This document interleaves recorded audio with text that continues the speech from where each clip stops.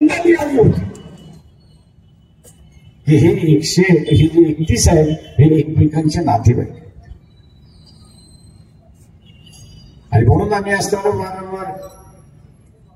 जरांगे पाटील यांना असताना म्हणतोय आपण जी घोषणा केलेली आहे 288 जागा लढवण्याची ती अंमलात आणा आणि गरीब महाराष्ट्राला जे आहे ते उमेदवारी देऊन एकदा तुम्ही मोकळे उमेदवारी दिली नाही निवडून कुठे येतात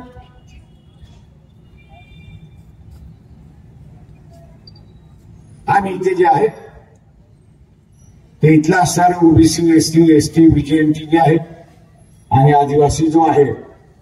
त्याची काळजी आम्ही असणारे या ठिकाणी करतो त्याची काळजी जी आहे ती आम्ही असणारे या ठिकाणी मित्रो एक नवीन फंडाचा सुरुवात झाली ओबीसीचं आरक्षण धोक्यात आणायचं आहे तर ते विधानसभेच्या अगोदर येणार नाही ते विधानसभेच्या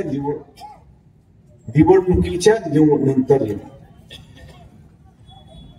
ते विधानसभेच्या निवडणुकीच्या नंतर येणारे कारण विधानसभा हे वापरले जाणार आहे हे आपण लक्षात घ्या विधानसभा ही वापरल्या जाणार शरद पवार काय म्हणाले 235 समाजाचे आमदार आणायचे त्यांनी महाविकास आघाडी म्हटली असती तर आपण समजू शकलो असतो की पक्षाचे समाजाचे आणायचे म्हणजे रस्ता मोठा झाला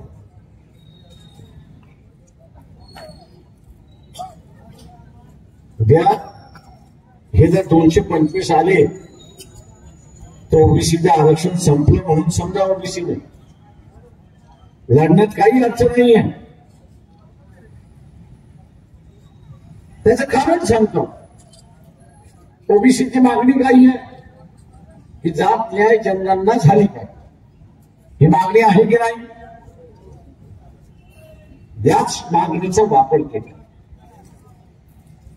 याच मागणीचा वापर केला जाईल नवीन सभागृह जे येईल त्या नव्या सभागृहामध्ये ठराव मंजूर केला जाईल की ओबीसीची जात गणना झाली पाहिजे आणि त्यासाठी एवढं बजेट त्या ठिकाणी ठेवण्यात आलं त्यासाठी एवढं बजेट त्या ठिकाणी ठेवण्यात आलेलं आहे आणि त्याच्याच बरोबर दुसरा ठराव होईल आणि तो म्हणजे जात गणनेची आकडेवारी जोपर्यंत येत नाही जात